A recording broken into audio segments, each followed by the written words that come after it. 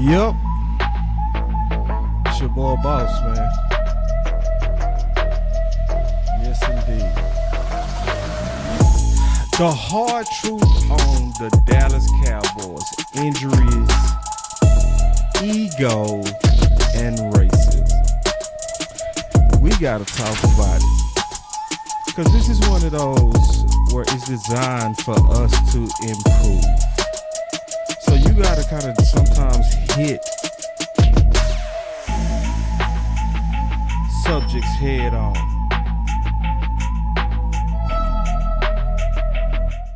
So I'm gonna say everything I said again, in case y'all couldn't hear me. All right. So we dealing with the hard truth. Okay, that's what we dealing with. The hard truth on the Dallas Cowboys: injuries, ego, and racism. Because sometimes you got to hit things head on if you really want to solve these problems. So I was talking to Coach Marv earlier, and he was right. We sometimes got to get into uncomfortable areas, and we got to talk about some real things that's also football related. So y'all sit back, man. I'm gonna be right back. You know I gotta do some back end stuff, but this is gonna be an interesting show where we go talk honest, and I can't wait to see what y'all gotta say. I'll be right back.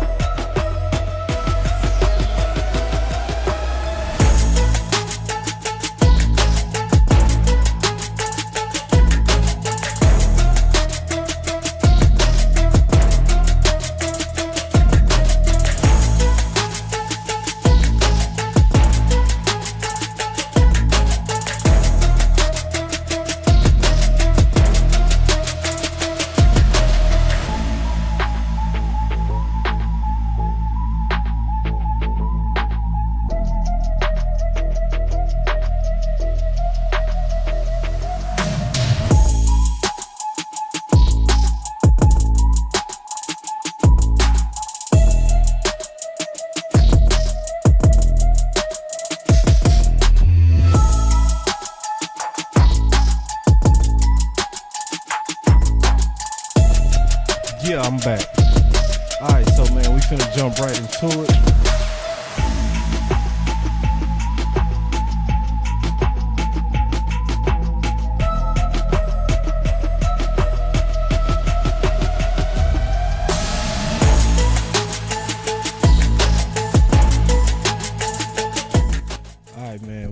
jump right into it, man. So let's go. All right. So, very important topic today as we get into the season, off season. That is, it's another season. So, yeah, we got to deal with some things. The hard truth, right? So, and this is about also, in my opinion, preparing us for the off season, right? Because the one thing about football is honestly a cruel game, right? Where you can see just greatness that look like it'll never end. And sometimes it does suddenly come to an end, you know? So football is so weird, you know, it's very weird. It's a weird game. Sterling Sharp was one of my favorite players, even though he played for the enemy. He played for Green Bay. He was still, just to me, the best receiver to ever play the game, right? And he had a neck injury, and he was outpacing Jerry Rice. He was on a career trajectory that was scary, right? And he just suddenly got injured. He never came back. So the reason why I'm talking about the hard truths is not that I'm expecting that. It is, in my opinion, some things we need to discuss, right? Some of the hard truths that can be barriers to make and keeping us from being our best. Injuries is one, ego is another, and racism is the third thing. It's something that is alive, you know. People go out their way to try to pretend like it's over with, like racism has stopped, and it has not. We still got some things that we got to work on as a country. We do. So it's not behind us. We're not fully post-racial. It's too much bias, and it's clear bias. We coming out of Black Monday, and it's the same cycle of what we see with these coaches, where the black coaches are on short leashes. It's consistent, right? We see almost every draft season, high quality black quarterbacks all of a sudden just drop on their evaluations. It happens almost every year. And then you also see almost every year white quarterbacks just all of a sudden shoot up the board out of nowhere from smaller schools, smaller competitions. And it's projection, like Mitch Trubisky, Wentz, like, you know, even to a degree Goff. Goff worked out, but he did appear out of nowhere. You know, same thing with Will Levis. He just boom, you know. Now you do see talent, but I'm just saying, don't pretend like it's like we not seeing what we seeing. So we go talk about it all, how it relates to the sport of football. We go also talk about it, how it really is hurting the Dallas Cowboys, in my opinion, and hurting us as fans. We just gotta be careful of anything that can cause our voices to be compromised. You know, anything that can cause our voices to be compromised, we gotta be careful of, whatever it is. Ego as well. Ego is something, so we go deal with that. You know, it's a lot of ego. And these are things that I see from the circles that I, you know, watch. So I watch the content spaces, obviously. So I watch that, right? So I'm obviously on Twitter. I'm obviously on Facebook. But see, this is one thing about me, and I would say other content creators. We have a good feel for the pulse of what a lot of the nation is feeling and saying, because we see so many of y'all. See, some of us get like thousands of views. So when you getting thousands of views, and then you looking at it even from a business perspective, you go notice the trends, and you go notice what's going on with the common voice of the nation, or the nation that's following you and other people, right? So, and then it's gonna be the engagements from all the different places that you're in. So I think I got a good feel for what's going on, and it's gonna be very interesting as we kind of break this down. Now, also, we got us a big thing coming up tomorrow. We have an interview with Ashton Genty, and we have a special guest, Nick Harris. So That's tomorrow at 8 o'clock. So we obviously kicking off the off season with a guy that could very well be a Dallas Cowboy, and he's somebody that the nation is really excited about. So he's gonna be doing his interview with us and Nick Harris. So I'm excited about that. So y'all stay tuned, and then make sure y'all tell some people, and make sure y'all forward that around. So all of these topics I'm gonna talk about, remember, especially if you know me, because some people got offended with this on Twitter. It was like, I was a fan, I'm a fan. And it's like, people that's a real fan, let me say this before I dig into these issues. People that's a real fan of Boss Cowboy Sports, the first thing they do is they comment. They don't ghost watch. So if I just learned that you was a fan today, I don't think you really a fan like you think you are. Like, you might like some of my takes. That's what you really meant. But if you a fan, I saw you in the chat. So a lot of y'all that was saying, oh, boss, you discussing race, I was a fan. That's like, you really wasn't. You just somebody that likes some of the things I say. And that's cool. But let's not pretend that like we was just super cool and talking like I talk to everybody that's in the chat right now. I see these people all the time. We talk all the time. I see D.A. Lee, James Ruff, Mike, Ice Cold, Paul. I see that. I see Sheila. I see it. I see James. I see Ice Cold. I see them a lot. They talk a lot. So if you're a fan, show you a fan. Don't ghost watch. All right. So let's start there. And so also, let's talk about all of this with respect. That's the key to all of this, is that you can tackle what's supposedly a taboo topics as long as people, are respectful. Okay. So I just wanted to kind of dig into that real quick, and let's get into it. So the first thing, obviously, and the first person that's on my list is Trevon Diggs. Okay. And I think that's something we got to talk about. Okay. So what I'm getting ready to tell y'all is basically me having a discussion with Coach Marv. So he said something on the watch party and, got my attention. And Coach Marv does a good job of research. Like, if he dig into the background, if he dig into the numbers, you can take it to the bank. I still got a double check behind him, so I'm being very balanced when I say that this is coming from a discussion. This is not verified yet, okay? So I just want to be very honest and balanced on the real, things that I'm getting ready to take based on our discussion.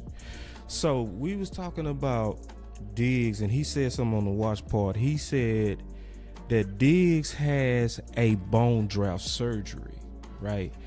And that basically he was saying that is no cartilage in his knee. Now, I haven't researched that, but even if that's partially true, his overall point is that that's not typical or something that you hear about a lot. So the results of that can be unknown. Now, I haven't verified that, but that's something that I will soon put on my research radar, because we was discussing something and Coach Marv, he was telling me, and I was like, he was like, first of all, this year it's only a $12 million cap hit, and after June 1st you can pay half of that cap hit and then move the other one to the next fiscal year. I was like, wow, yeah. So basically, he doesn't have the stand power of a guarantee.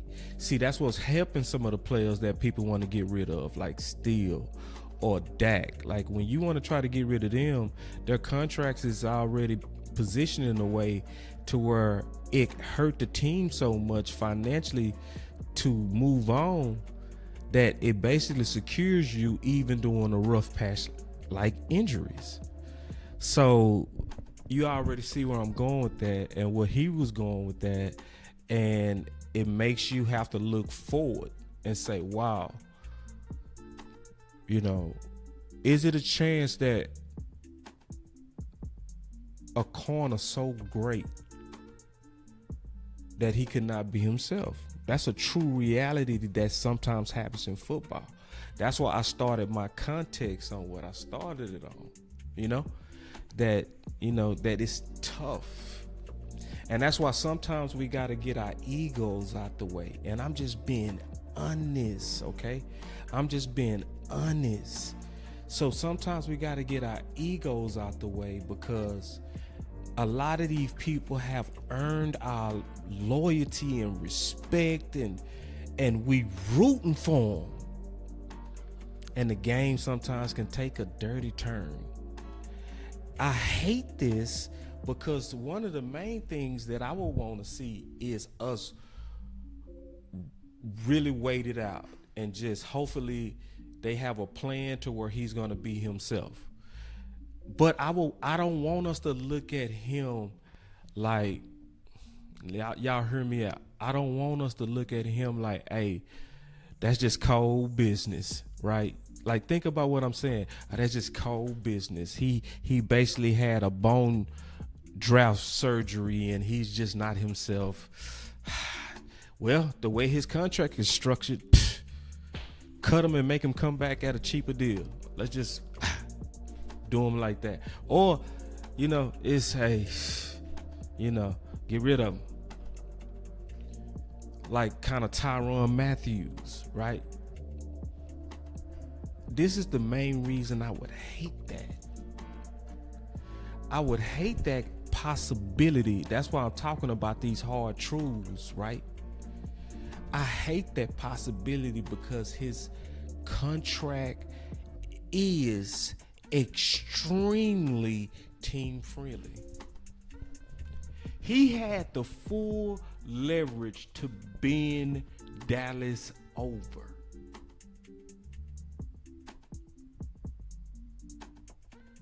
My boy Steve said, Diggs has undeniable talent. I hope he dials in his rehab. We need him back. Yeah, man. Yeah, that's a good chat. I hope the same, man. Because his deal was so team friendly. He came in, and this was right after he had all those epic interceptions.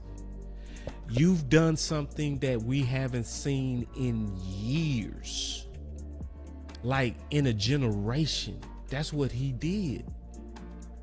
And you could literally go from that to being hardball because of your misfortune and the timing of it.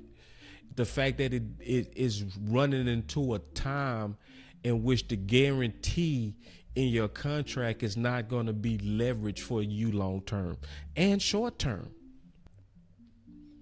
And that happened to somebody who was team friendly to the Cowboys. Now he's staring at a hard reality with a son. So wouldn't that make you think to yourself, let's just keep it real now. I'm trying to get a weight of what's going on. Wouldn't that make you think to yourself, I should have just held out like CD. So I could have been a number one corner with all this guarantee up front, plus guarantees that's going to protect me. If I would have held out, I wouldn't have even been at training camp where my injury happened. That's one way to look at it. Another way to look at it is, thank God that he got a deal right before he got hurt. Because if Jerry and them would have been fighting with him like CeeDee Lamb, and let's say he was doing his own private workout and this happened off the facility, then all of a sudden you don't even get the money that you got right now. So it's two ways to look at it. So, but it's unfortunate to me. So now that we talked about the ramifications of the first guy, right?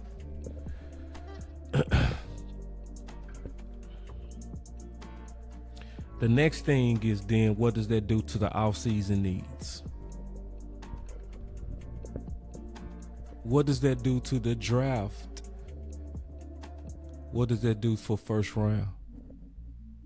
What does that do for free agency? What do we do? So I'm going to obviously talk about that. And I'm going to talk about that in detail in future shows because I always do videos per position group as we kind of get into the off season. And so I'm going to give y'all a clue. You always start with your own guys. Okay. That's the first thing you look at. You look at how they performed. You looked at and you assume health, and then you assume injuries, right? And then you say, what's our shot of being able to kind of go into the draft and feel good? We can even start talking about it now, right? We can just, spitball it a little bit. So right now, just off the top of my head, I don't feel good. I don't. Just at a glance, because who we got now? Bland, right? And then we got Jordan Lewis as a free agent. Izzy is a free agent, right? So as you start, then you got Butler with an ACL that happened mid to late in the season. So can you trust him? Now, who was looking good and who I liked even when they was coming out was Troy Pride. I think Will McClay did a fantastic job of getting Troy Pride. Troy Pride was somebody that was in the Boss Cowboy Guide as a sleeper, right? So, so put it like this: Bland was in the Boss Cowboy Guide as a sleeper. So, so if y'all don't know what the Boss Cowboy Guide is, I used to write books in the off season, and I used to kind of put, all the people that I felt like was fits for the Dallas Cowboys per position, So, but obviously, the thing about a Troy Pride is you didn't see enough. So that tells me if we even just kind of do that checklist in our head, what does that say? If you do that checklist in your head, what that says, corner's a need. It's a need. You could even say major need. Just keeping it real. Cause your depth, I wish I had a button over here, man. Ain't looking too good. So that's just kind of putting it together on the first guy. And see, these are the type of things that we got to discuss when we talking about the hard truth on the Dallas Cowboys. You know what I'm saying? Injuries, ego, and racism. So that's guy one. Guy two, Overshawn. Okay. So, Overshawn is another guy, in my opinion, that got to make us be careful of our ego. To me, that's the trap of ego. So let me kind of explain that. I'm going to go a little bit more in depth this time. Okay. So as fans and as executives, in my opinion, what we got to watch for is don't fall in love with your own idea. Just kind of keep that in your back pocket, because that trick has been really kind of, to me, muddying our voices. Ego, right? So ego has been really muddying our voices. So especially during times like this, draft season, right? The off season. So how does ego muddy the waters?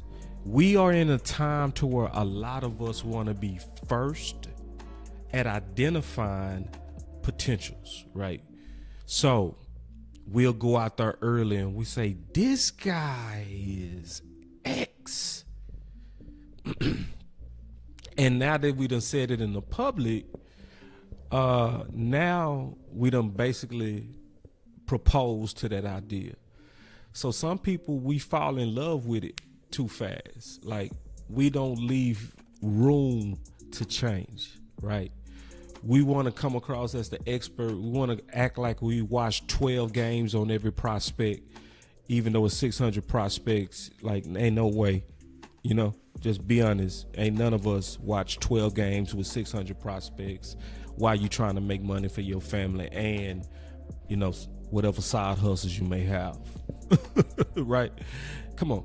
So what happens is we'll go out there, we'll put some stuff out there early, and then when you start getting pushback on it, you start fighting for what you originally said, because now you're really fighting for your own alleged credibility.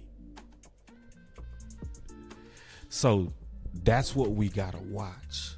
And that's what I'm seeing a lot from what I'm seeing, like from the content creators, and when I'm, you'll read messages and you'll read your DMs, you'll read volumes of stuff on your socials, right? And you start getting a feel, and I start seeing a lot of us, in my opinion, fall for this sand trap of ego, and see, I'm telling everybody right now, whatever opinion I say right now, shit, it's wet concrete. It ain't dried yet. You know what I'm saying? So it can change. So boss said this about Savion. Well, shit, that's what I said in January. It's March. I've looked at some the XYZ. I talked to Dr. The combine came back, and I saw something that I didn't see, and I got some measurements I didn't know, right? So that's the thing we got to be careful of with Overshawn. I had to paint the picture of the trap, because that also is the trap that could cause us to lose focus on what we need to do going forward, right? So then it becomes the same question that we asked with Trevon Diggs. What do you do in free agency? What do you do in the draft? When do you target? Who do you target, right? Some of these answers ain't gonna be easy until we know who the coaches are, especially when you start talking about who to draft, because that would really depend on the defensive coordinator and us kind of knowing his type, his vision, that type of stuff, right? So once you start knowing his type, just like Will McClay is going to basically do a good job of kind of learning the defensive coaches' desires to make his defense work, and then he'll go out there and he'll pull his list, and his scouting community will put it together and present it to the coaches, and then they kind of battle it through until they, start kind of having favorites, and they rank them and they do all that kind of stuff, and then they get ready for the draft, right? So, yeah, but that's the same thing with Overshawn. You know what I'm saying? Exact same thing with Diggs. So, in my opinion, I want y'all to hear me out. In my opinion, it's the exact same thing. You start with our guys. So when you look at our guys, once again, it looks bad, right? So who you got? Clark, Kendrick's a free agent, right? So then, do you want to sign him back, right?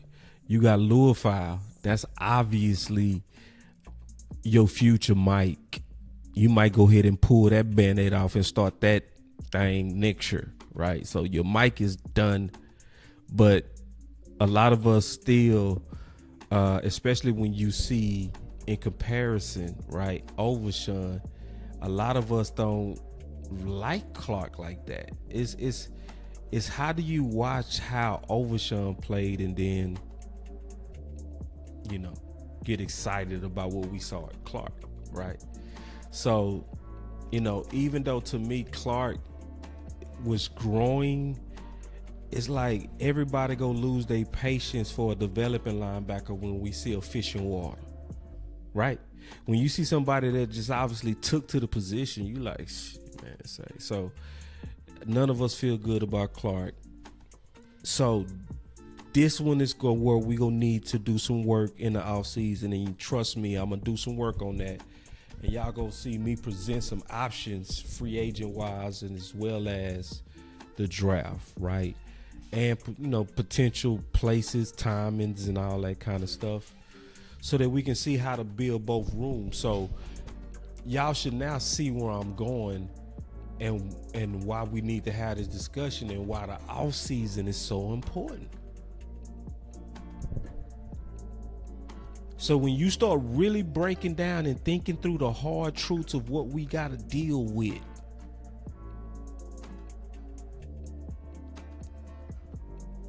so we already got two basically major needs, and we talking about two people, right? So yeah, so a lot of us obviously was carrying the Cowboy Nation discussion wise is obviously our desire for weapons. Because weapons is obvious. I still will say wide receiver 2 is our number one need.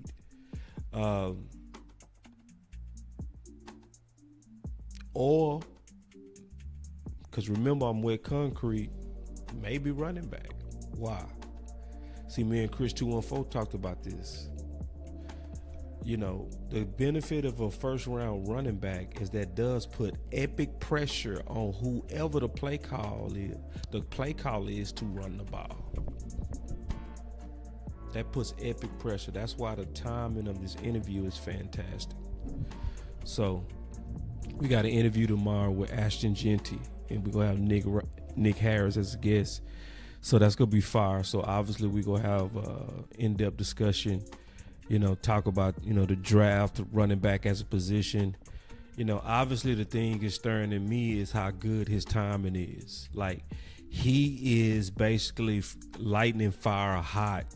When I'm talking about Genty, he's lightning fire hot in a time to where running back has greatly showed his value to the NFL.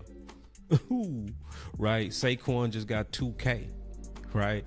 And then you had Derrick Henry just eat up the early part of the league, and it wasn't just them, right? Mixon was looking good. Rico looked good, right? So running back was the hot commodity in a lot of different teams. Pollard, did good, even Kareem Hunt, so that's, Kareem Hunt, he went to, especially early, I didn't look at him late, but early in them early games, he was getting major carriages, and looked like, and he looked kind of fat, and he still was out there, doing his thing. So that's the timing of Genty is so good. So the conversation at running back is interesting. It's going to be very interesting to talk about that running back. All right. Now we got to get into a little bit more. We got to get into a little bit more.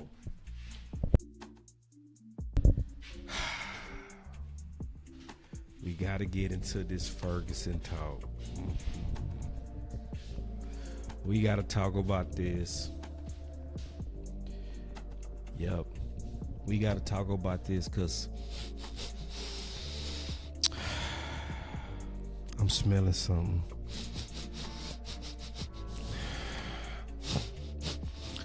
Something has a smell to it. I do smell something. It has a whiff.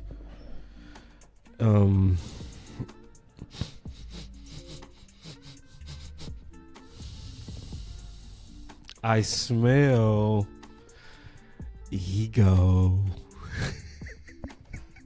I do. We got to be careful. We just have to be careful. We can't let trying to be right get in the way of what's best for the team. We can't even let former great plays get in the way. We have to be open for both sides. This is what I mean by that. Ferg gave every one of us major reasons to be super excited. He's tough. He played dope in the playoffs. He didn't quit. He would go at the defense's best player consistently. Was great at blocking, physical.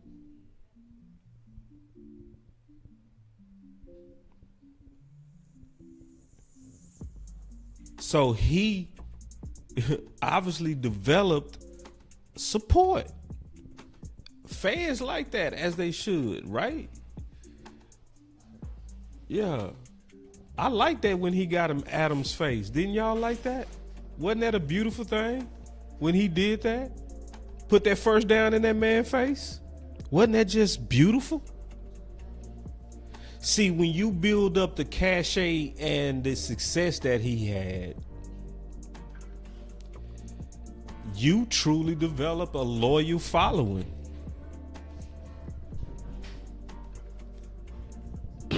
That he earned. But then that's where we can get set up for the trap. That's what can get us the trap. Is because a lot of us, you know how we do, he a dog, he the man, he the next, whoo, you know. My concern with him is that head injury.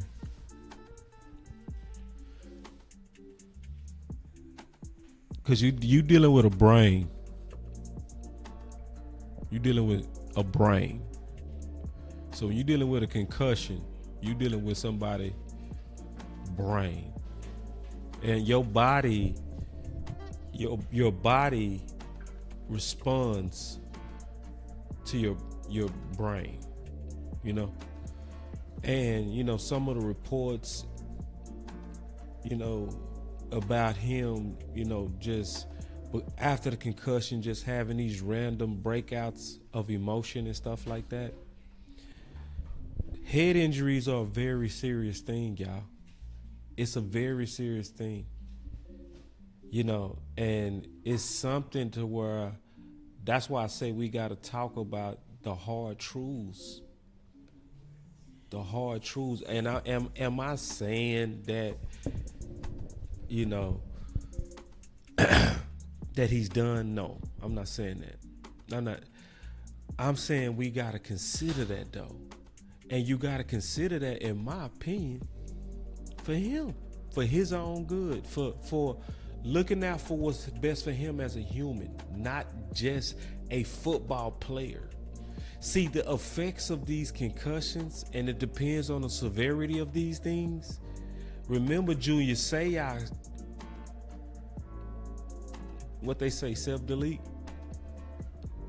over the same thing. So we got to be conscious of that, you know? And so that's why we got to be careful, in my opinion, that we don't fall into ego to where we seeing signs of something wrong. But because we bet on somebody previously that earned it, now we slow to recognize others that we might need. Because that's what I'm seeing. That's what I'm seeing. See, this is how I know. Yeah, I might be able to take some calls, Life. I might be able to take some calls. But see, this is how I know it. Too many of Cowboy Nation is very, very, very, very, very, very slow to give Schoon credit for his growth.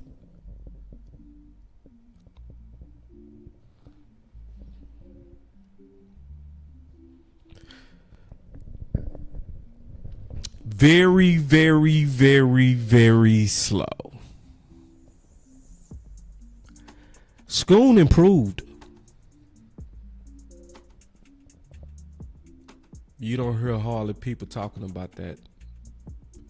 Because see, when we was angry at Schoon last year, we was angry at Schoon over what? What was Schoon pissing us off?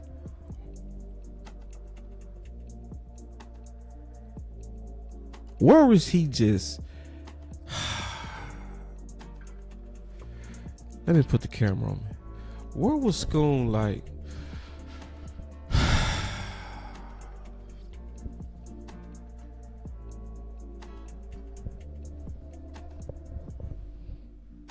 drops. Them drops. That ball was dropping touchdowns. It was the drops. So when somebody greatly improve in drops, that should get recognized.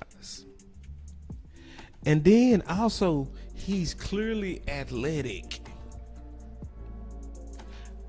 He's clearly athletic. But see,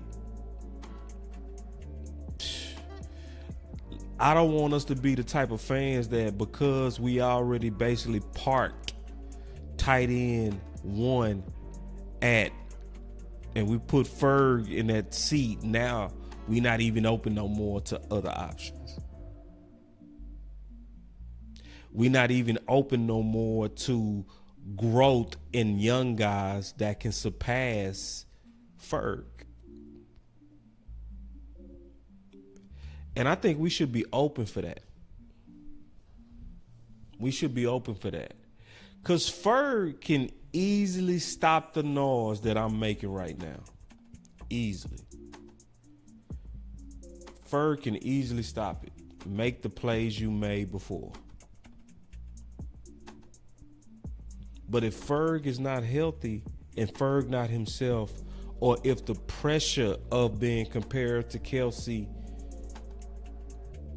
is getting to him, well, I'm open and go stay open to competition until somebody take tight end one and keep it. Am I wrong for that? I don't think I'm wrong for that. And I already told everybody. I told everybody straight up. I did not hold back. And I know what I'm saying on what I'm getting ready to say. Brevin Spann and Luke Schoon is more Mike McCarthy type than Jake Ferguson. Yes, I said it. And it's not even wild what I said. Because when I wrote the Boss Cowboy Guide, the original Boss Cowboy Guide, that's when Mike McCarthy was the first-time head coach. So in researching Mike McCarthy, I researched every draft pick that he ever had, the premium draft picks, right? And so I saw a clear pattern of the type of athletes and tight ends that he had. His tight ends was always athletes. He always had athletic tight ends, very athletic tight ends.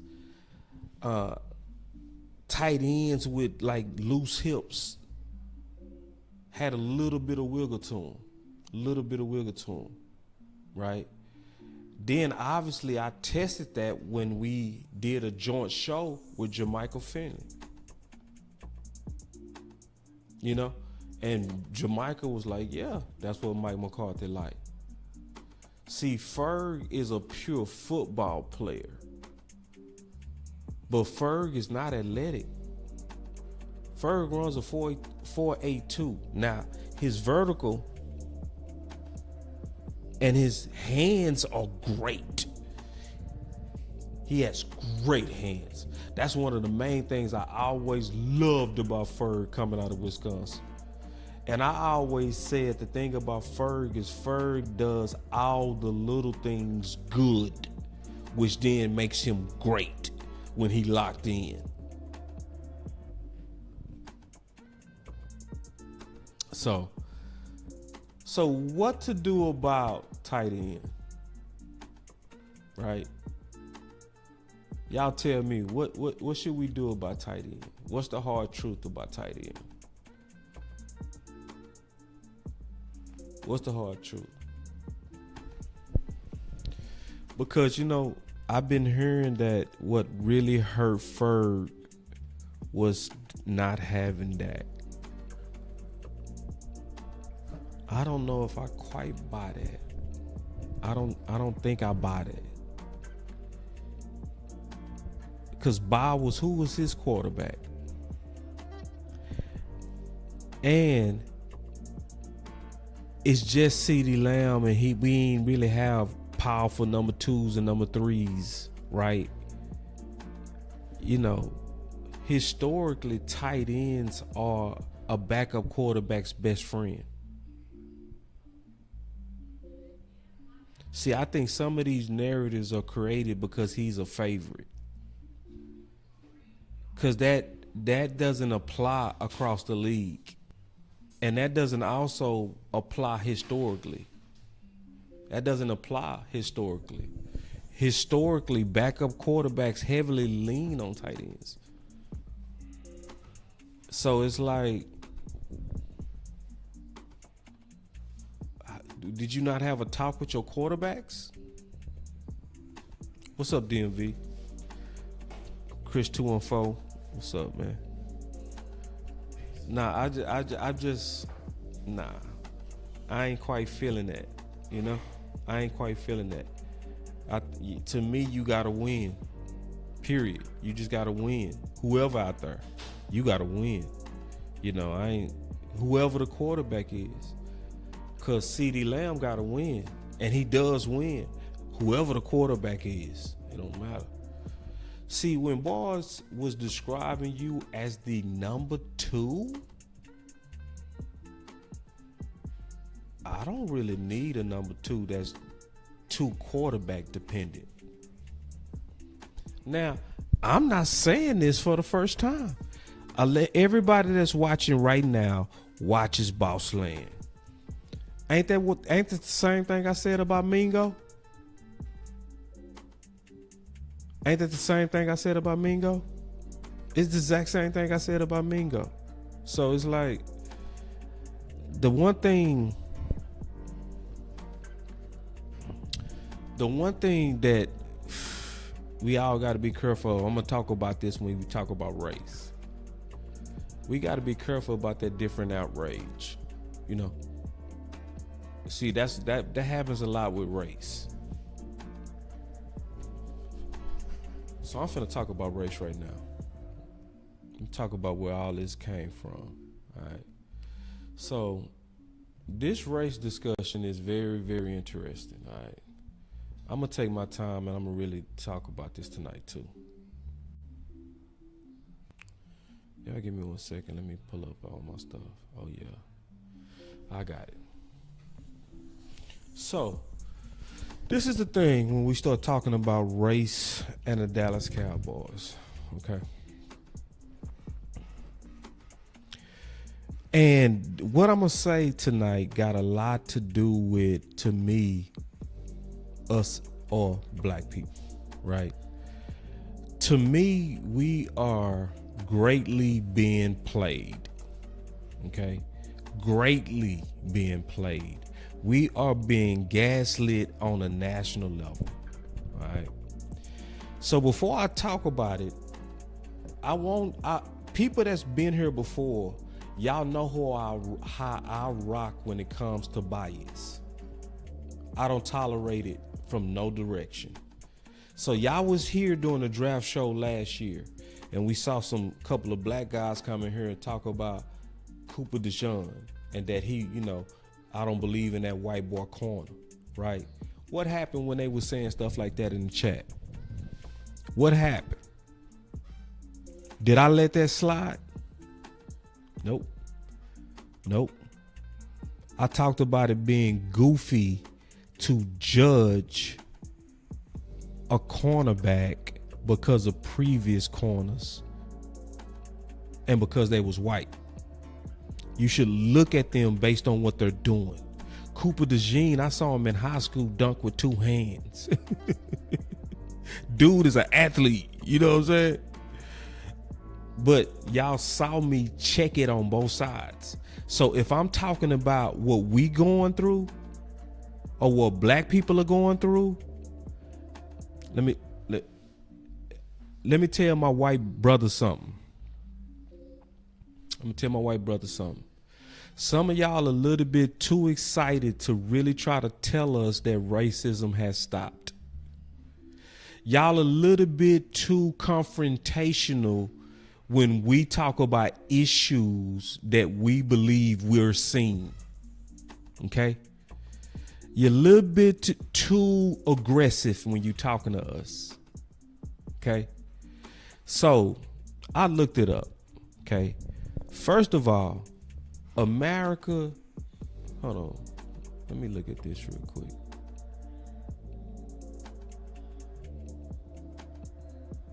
I want all my facts right. I ain't finna play with y'all today. Got it right here. America is 248 years old. Okay. So America is 248 years old. So in most of the history of this country, there has been epic racism up until about 60 years ago. And I'm talking about the worst kinds. Terrorism, splitting up families, bombing of whole cities, whole neighborhoods. Black Wall Street was not the only place that was destroyed by a mob. Let me talk about this real quick. So when people tell you stuff like, oh, you're playing the race card, like, and they'll say stuff like, you're trying to get engagement. It's like, it done got too, you see, let me tell you why they bold like that. Okay, this is why they bold like that. And this got something to do with the Cowboys. I'm gonna break this all the way down. One of the biggest scams is to tell people who have been victims of racism for most of this country's history that it is not politically correct to discuss race. That is literally one of the biggest scams that we getting played with right now. I'm talking about us, black people. We getting played. Super played by that. And a lot of us have bought into it. We have bought into a narrative that us discussing race should not be appropriate. So the country is 248 years old. And we done had, obviously people know about slavery and all of that. Obviously people know about, civil rights and all of that. And everybody know about redlining, where even after civil rights, they start having laws to keep us separate. They know about that. But you know what a lot of people don't know about? A lot of people don't know about 2008. A lot of people don't know about the crack epidemic, on how our communities was targeted. A lot of people don't know that it was a deal done in the Reagan era with the Iran Contras, where they were supplying cocaine for arms. And they was unloading that cocaine into the black communities in America through a major distribution.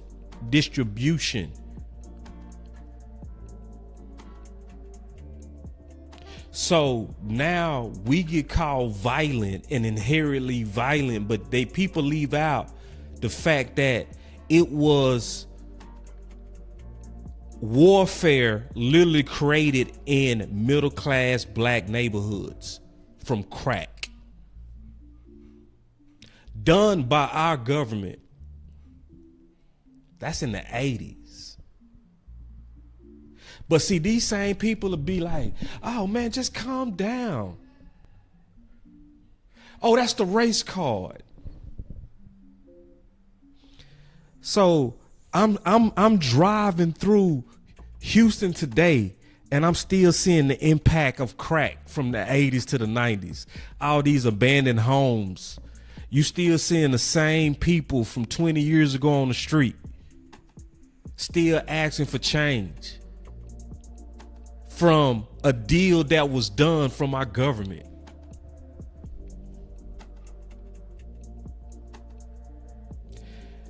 So let me tell all my black brothers and sisters something.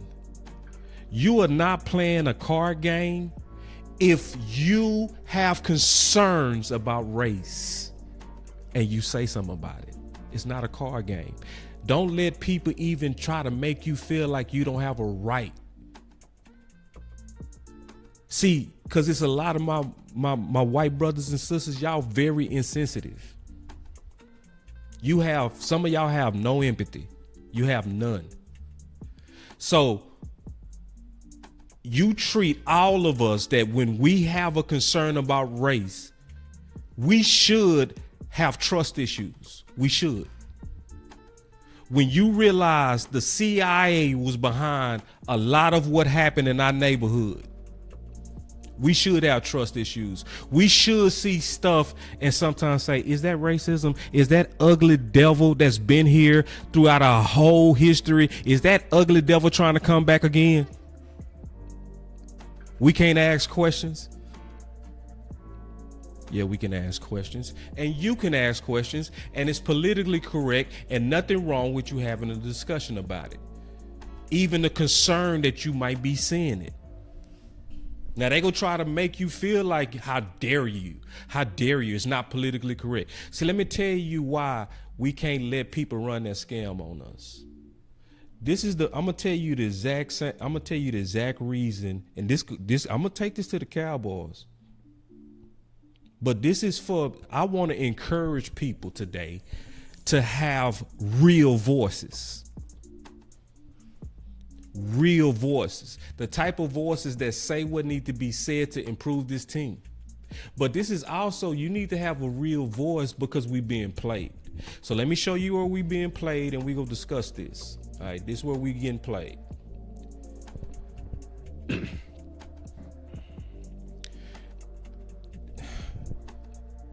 It's the B part.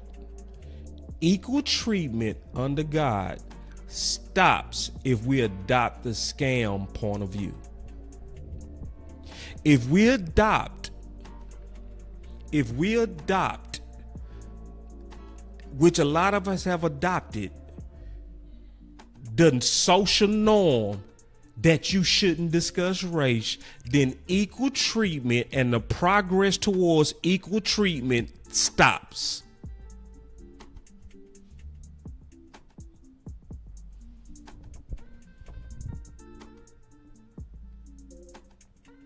That's why people, black, white, Asian, brown, everybody should discuss race and potential racism wherever it could rear its head. It's done too much damage. See, we talked about crack, but boss, that was the 80s and the 90s. Boss, it's 2024. See, I'm old enough to remember, and I also keep up enough to know about what happened to us in 2008. it's a lot of people don't know what happened in 2008. What happened in 2008 is sick. See, a lot of people don't know that the mortgage crisis was literally targeted to black communities. A lot of people don't know that. A lot of people don't know that when they were selling these products called derivatives, and Wall Street wanted more, so they wanted to fuel the market. Heavy big banks, I'm talking about top banks, Wells Fargo, Countrywide, which got bought up by Bank of America, all got behind a scheme that they literally called ghetto loans, where they took the worst financial products and mortgages and put them in our community, just like crack.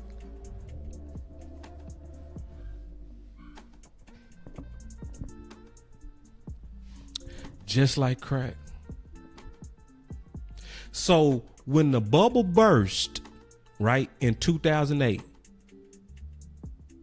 guess who lost a majority of their wealth?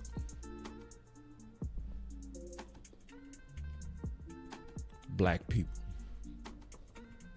Guess who went to jail? Nobody. Those companies paid fines.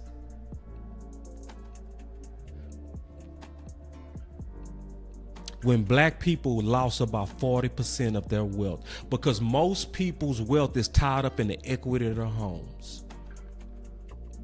And those toxic products destroyed millions of blacks. Took generational wealth right up out of pocket. A scheme that was done to us.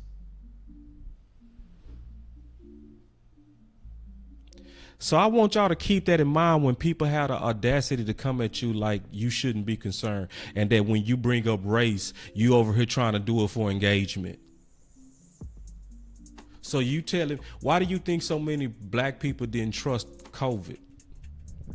What the shot? Why do you think they didn't want to get the vaccine? You know, one of the main reasons why we didn't want to get a vaccine? You know why?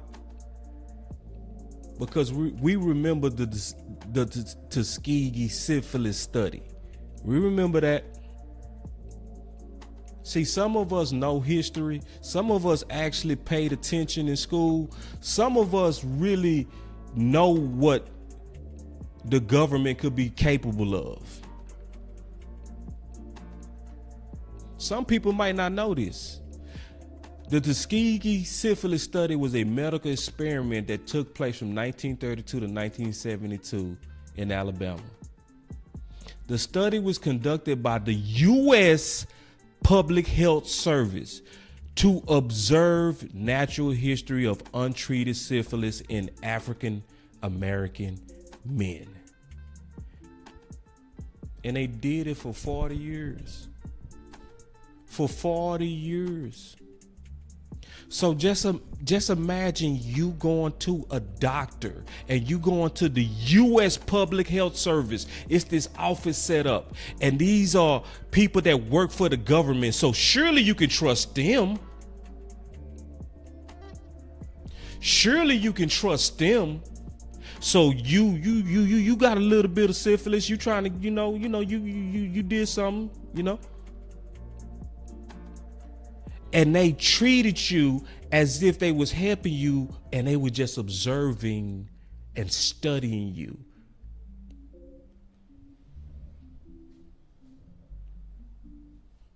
So, like, for my white brothers and sisters that's listening, see, some of us kind of know this type of stuff. So when we talking about race, we serious. It's a real threat to us. It's a real threat. It is not. It's not for engagement. That's why I had to cuss out this media dude today. I cussed his ass out. I said, man, fuck you. Straight up. You gonna come at me like I'm doing this for engagement? Some of y'all didn't think this through. Some of y'all didn't think this through. Listen, if I'm talking about this, I already know I done lost a lot of people. Okay? So I'm not doing this for likes. The way to actually have engagement is to make y'all feel comfortable. To make y'all feel like y'all done no wrong. To make it seem like racism is just over with. Oh, y'all love that. And then I would have a packed house. If I pretended like I didn't see the bias on my team, oh, that's what y'all want to hear. See, if I wanted engagement, I know how to talk. I know exactly what it would say to get, but see, when you start brown nosing like that, what happened is you become a slave to the subs and the supporters that you built. So if you start off tap dancing and if you start off trying to make people feel comfortable when we need to have these real discussions, see, now I'm a slave to you because now I need your views. So now I'm gonna go ahead and build like I'm doing now, where I'm gonna say it honest, and I'm gonna say it in the right spirit, and I'm gonna show you the facts. But see, listen, most important, and this is what this got to do with the Cowboys. This is what it got to do with the Cowboys. Okay. This is why this is important. I said Dez, Amari, Jalen, Zeke lose a step, and a lot of Cowboy Nation responds with epic disrespect, anger, and toxicity.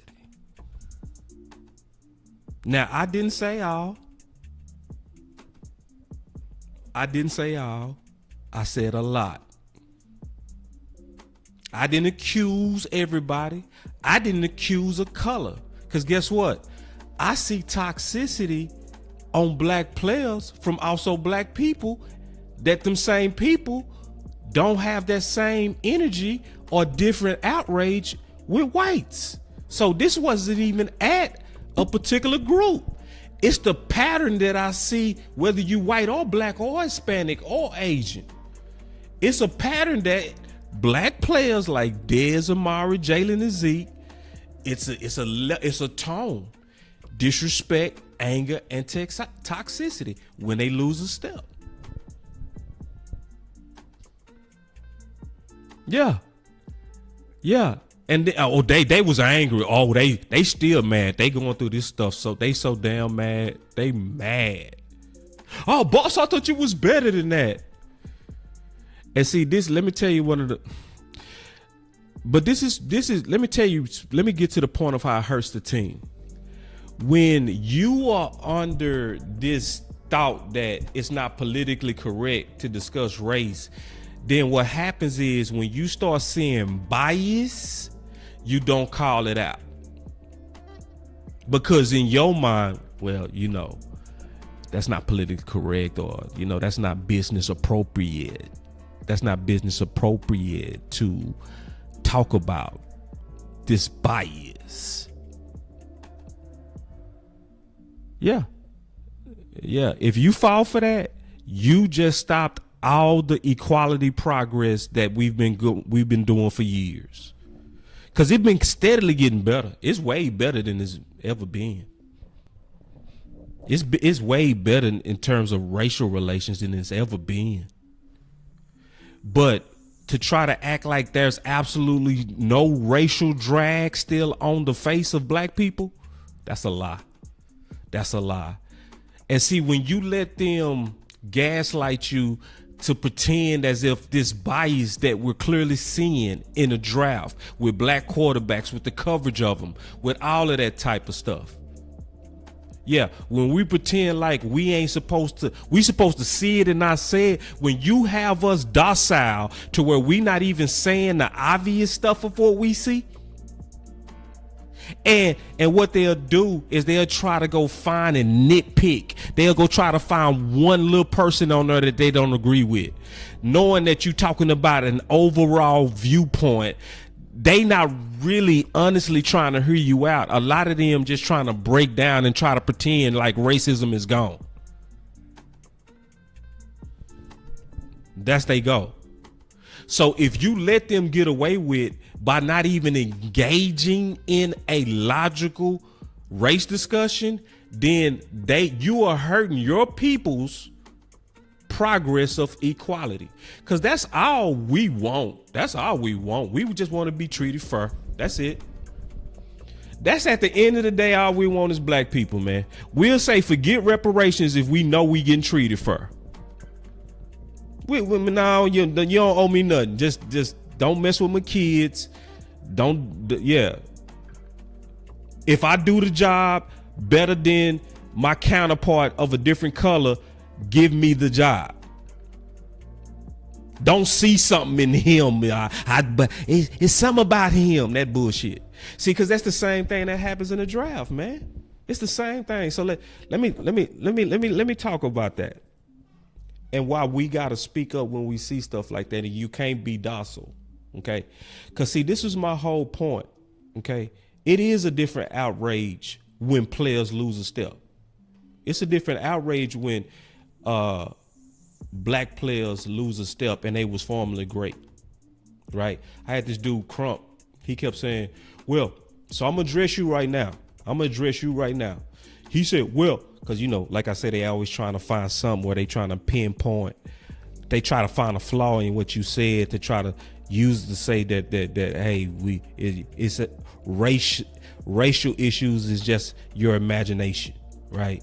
So he was over here like, well, explain why it was so much grace shown Tyron Smith.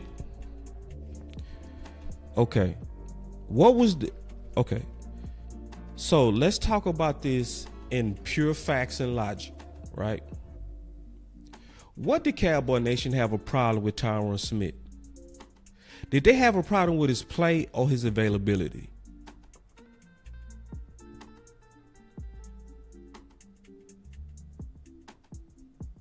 I'm asking a question. Did Cowboy Nation, before he went to the Jets, did they have a problem with Tyron Smith's play? Or did they have a problem with his availability?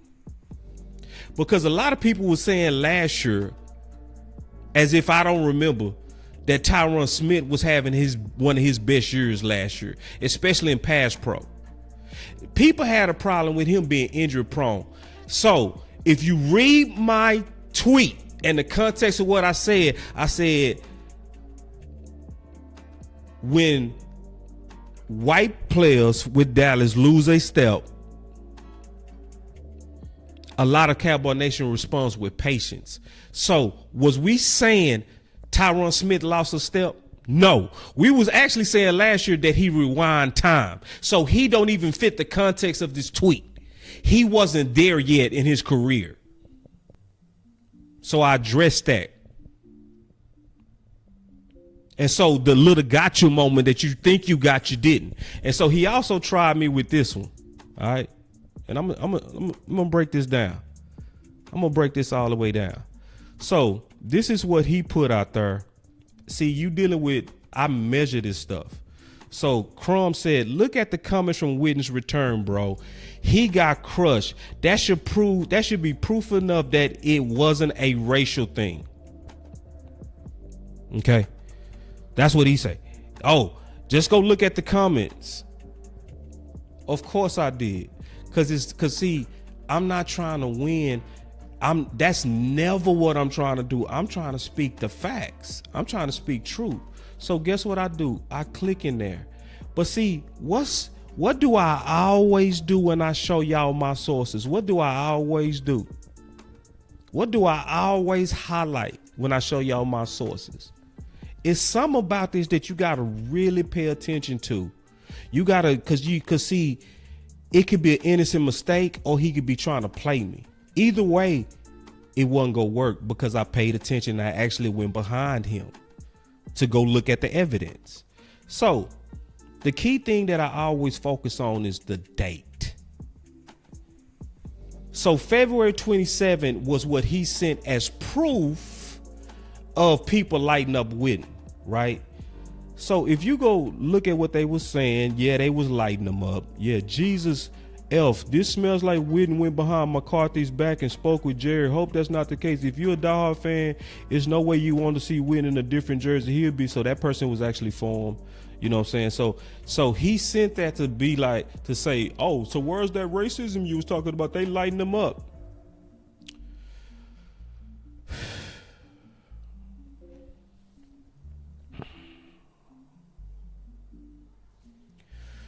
The date is the key. See, like, the date is the key. Like, maybe he was trying to fast talk me. Maybe he just didn't do a thorough enough job of researching. But the date is the key. So let's go look at the date. That was February 27th, right? All right, so y'all give me a second. Y'all give me a second, man. I got you. Because I got to show y'all where y'all can see this. And you can't let people play you. You can't let people play with us as a people. You can't let that happen, man, because then we stop our own progress. We stop our own all we want is to be treated equal, man. We want our black quarterbacks to be judged like the white quarterbacks. We want to be viewed with optimism like y'all view y'all's. I'm gonna get into that in just a second. But like I say, oh, wow. Wow, now we see why that date was important. Damn. So he sent me evidence of Witten getting lit up way after the fact. His whole wheels have already fallen off. So Witten wheels had fully fallen off in Dallas, but then that was sent to me as so-called proof that Cowboy Nation was lighting up Witten. Well, listen, y'all. All I do is hit up J Tuck. I don't even do too much no more. I just say, Tuck, where that video, bro? And you know, Tuck got it. And so this is the actual video of when he was back and coming back to Dallas. Guess what that date is? April 19th. April 24, 2019, when he came back to Dallas. Let's go look at those comments. Wow. I love Witten. That's my favorite player, but honestly, think he's coming back to get a ring. He definitely deserves a ring after all the hard work. Always been a classy guy and always says the right things. Love you, bro. Oh, wait. Crumb. Wait, I thought they were lighting them up.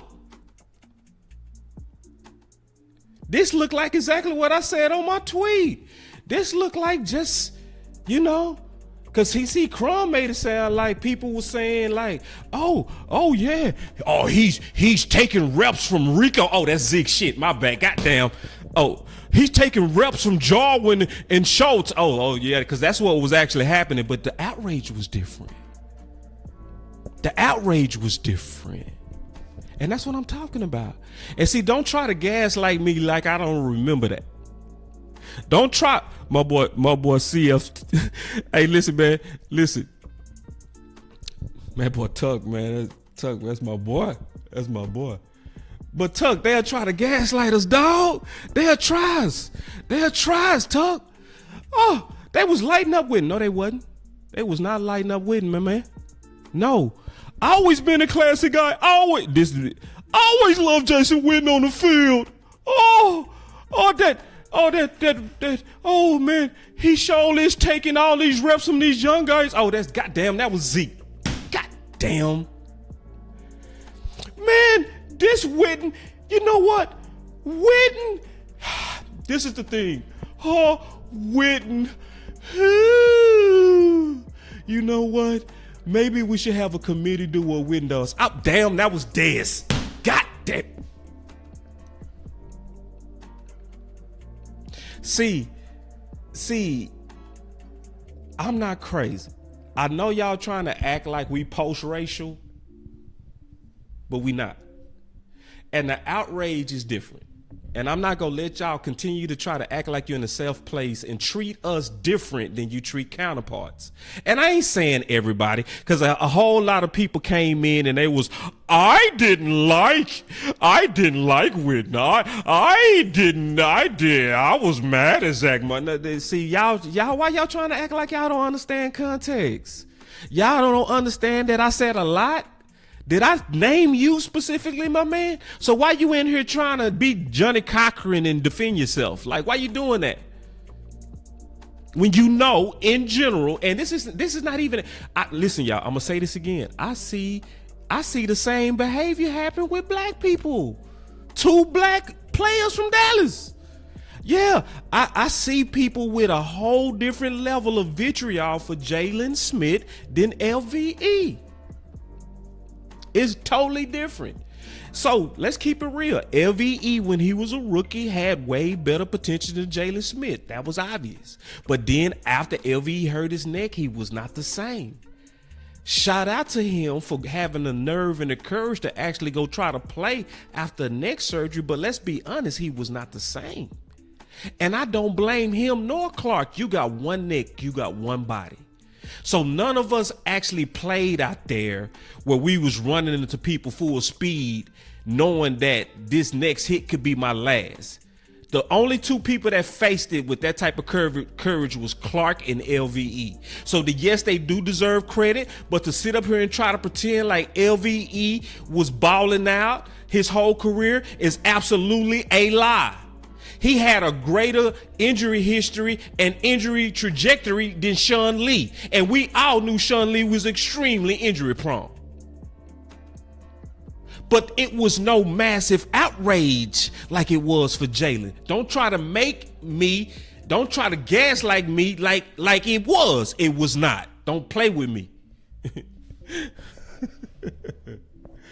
And see, listen, y'all, we can't let that happen. Because if you docile and you quiet, what happened is, and then if you the type of person that believe we maybe shouldn't discuss race, maybe it's not politically correct. We got, know what I'm saying? No. Okay, then the equal treatment stops. You start seeing goofy stuff like LVE was actually getting snaps at defensive end over Fowler. That should have been massive outrage, but it wasn't, was it? Was it? Hold on. Wait, no, god damn it. That damn LVE was taking Rico snaps. Oh shit, that was Zeke. That LVE, he sucks in cold games. Oh damn, that was Mari. Oh, I keep getting them mixed up. Oh man, we need a committee, and then he better take a pay cut. LV, no, that was Zach. No, that wasn't Zach Martin. That was Dez. See, the person that you don't hear nobody saying, if he come back, he better take a pay cut. He better take a pay cut with as bad as he played. You know what the answer is? He's a Hall of Famer. So because he a Hall of Famer, y'all, that's why your tone different. Who got the most touchdowns ever in Cowboy history? Dez in Cowboy history. But that's the people, that mother effer. Give me a committee over him. Give me a committee. So we don't remember that outrage. We don't remember that. Oh, boss, you're bigger than this, boss. Come on, boss. You're bigger than this. I thought you was better than this. I was a fan of yours. No, you wasn't. If you was a real fan of mine, I would have saw you in the chat like I see my boy Tuck. Ain't nobody just not telling me today that they a fan of mine is a fan. Ain't nobody that I just learned was a fan today is a real fan of Boss Cowboy Sports. Cause everybody that really know my spirit know that I'm from race. Cause it was me and Tuck that was over here talking about how stupid it was for people to be hating on Cooper DeJean. We were saying people was hating on him because he white. So when we said against black people, oh, boss and talk, oh, there's some real guys, they're real guys, they're fair, they're honest. Then we say, hey man, you look like y'all treating these blacks a little different, man. Look like y'all treating black. Oh man, you're trying to get engagement. I thought you was better than that. It's a race card.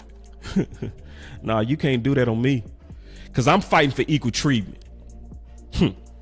And so I'm not going to get it unless I call that out. I'm not going to get it. We going to stay stuck where our people get picked at the bottom of the draft.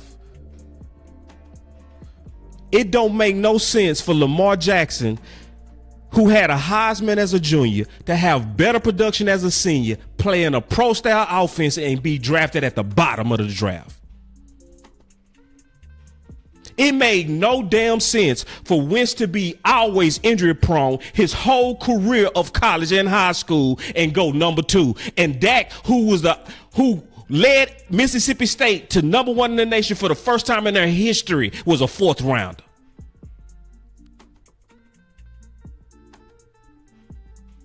But when I say that, what they gonna do? They go try to go find one little example that they can. One. Now I can give you all these different examples of how Mitch Trubisky just rolls over out of nowhere. Mitch just come out of. Goddamn, was he in the ground? Shit, how the hell he get up there?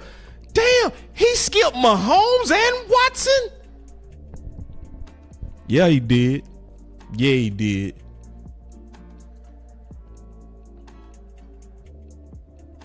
This is the trap we got to watch for, and the trend that I see. And you not go gaslight me like I don't see this trend.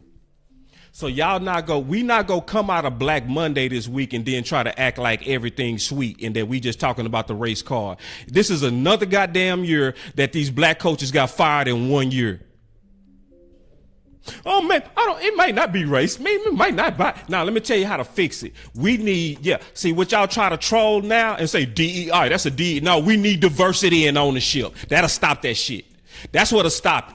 Yeah, we do need diversity. See, because this is how they trying to play us. Now they trying to make us feel like they the ones that was qualified and it was unqualified black stu DEI that was taking they qualified jobs. Now, what's really happening, the whole reason why affirmative action was put into place, the true reason after civil rights, because we wasn't being led into schools, we wasn't being led into jobs, we wasn't getting opportunities that we was qualified for. Over and over. So we had to get a law to say, stop treating them different. So it's way too many people that's qualified to be owners in the NFL of any color for it to be still mostly white. So we gonna be crying about this every year until we get some real diversity in ownership. And no, it shouldn't be just black and white. It should be black, Hispanic, white, Asian. It should be all of it, goddammit. How the NFL still got a way majority of white billion, and there's so many billionaires in this country that's all colors. Then we go come out of Black Monday, and the whole reason this keep happening is because they done tricked us to think when we had these discussions that it's not civilized, that it's not politically correct, it's not in your business interests. So every year the whole cycle continue, and our goofy ass be watching our people get done bad, and generational wealth be getting just dug out of people's pockets, and then we supposed to sit back like, let me not say nothing because that's not politically correct. Let me let that make it. Hell nah. No. All we want is, because this is the trend, white athletes with potential are viewed with optimism. Yeah, that's true. Yeah. And it's the opposite with blacks. That's the trend. Don't act like you don't see that trend. Black athletes with production are viewed with pessimism. Yeah, I said it because that's the pattern, and it's obvious. Don't act like that ain't the pattern. Don't act like that ain't the pattern. All of a sudden, Will Levitt's just another 1 year wonder, just shoot to the top, because it's that optimism, because we see that potential, and they say stuff like, "Oh, look at that throwing motion. Look at that. Look at the feet. Look at the feet, and that zip on the ball. He throws it on a line. It's just potential." And so that potential just optimism. Whoo! I can see it in you. I can see it in you. It's the same thing happening in coaching. I see so much potential in you. We're not gonna fire him yet. Let's give him one more year. Let's give him one more year. Come on now. You can't fire him. You can't fire him after 1 year.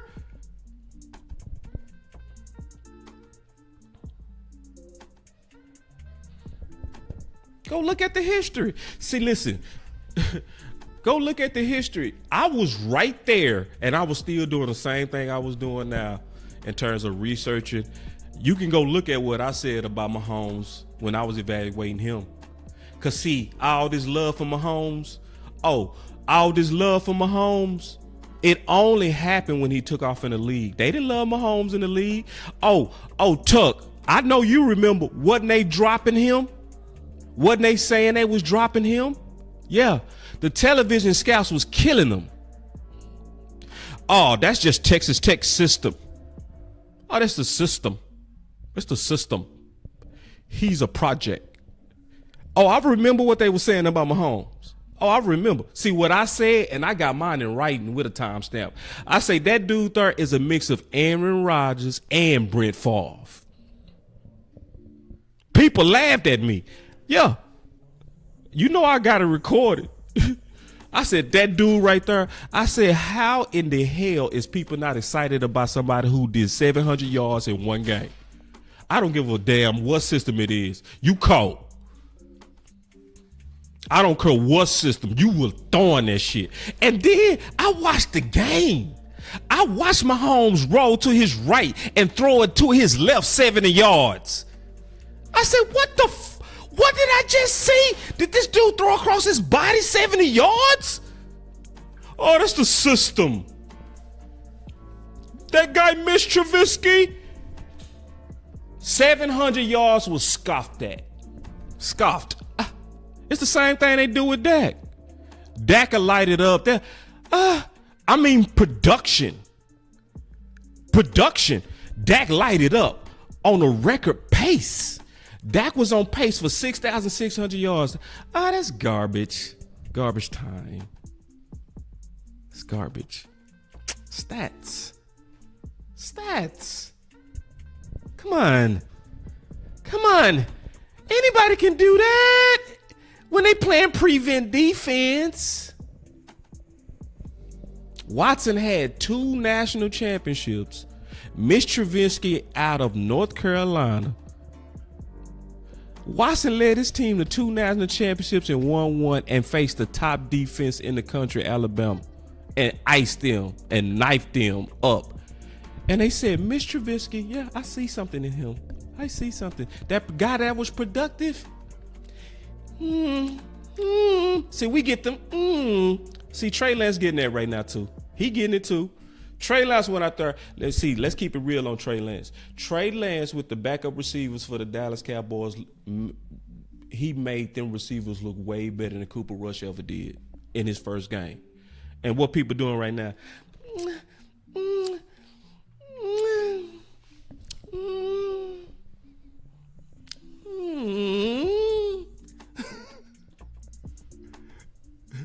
This ain't, yeah. You ain't never seen them backup receivers look like that, ever. I'm talking about they offsides, penalties left and right. He's still driving downfield. Ain't nobody saying a word at these long conversions. This dude in 3rd and 80, he converting it. And everybody like, I mean, you sitting here looking at the production. You looking at the production and still be, it was okay. You know? It was okay.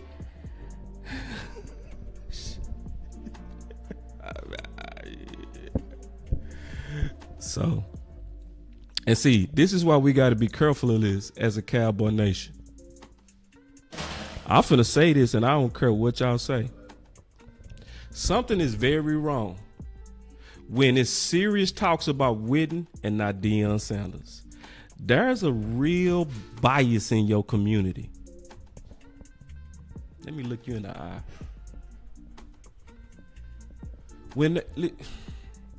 There's a real bias in your community. There's a racial bias in your community. Yeah, it is. I guarantee you, if you took the names off of them and had a blind resume and you put them resumes down and took the names off, 99% of people would pick them. If you just took the names off, took the colors off, and just put the accolades in there, put what they actually did professionally, and coaching wise. 3 Super Bowls on one. Somebody already in the Hall of Fame on one. One of them considered the best athlete to ever play the game. That's what's on one person's resume. That's just them as a player. One person already knows how to relate to being a superstar. He was a superstar coming out of college. His name was Prime Time coming out of college, and he backed it up his whole career. Whoa! Let me say that again. Hey, DMV, I think they missed what I just said, big dog.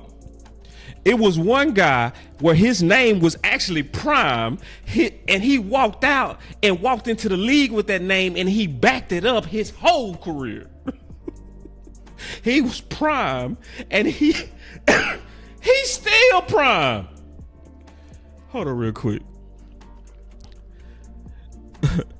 My boy Tuck he say, thanks for having the courage to speak the truth. Man, already, bro. Listen, man. This is, and Tuck, thank you, bro. Like, just as how you hold it down, the way you hold it down. Because you hold it down, bro. You really do. I love how Tuck get down, bro.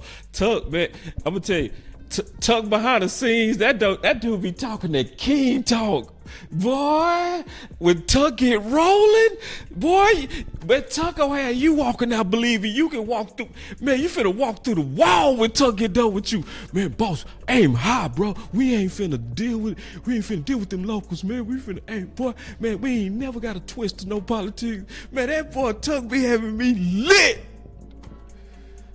Cause we need people like that. We do. This space need people like that, for sure.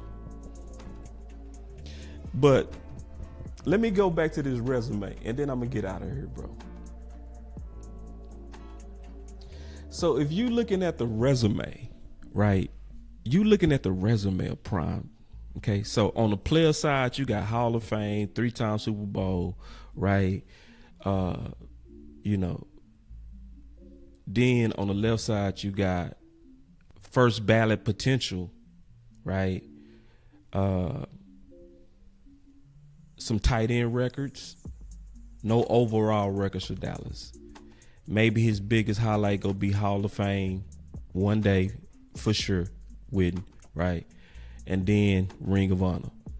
So just that on career, you over here like, Then you go into coaching, right? So you got one guy on paper, right? No names on it.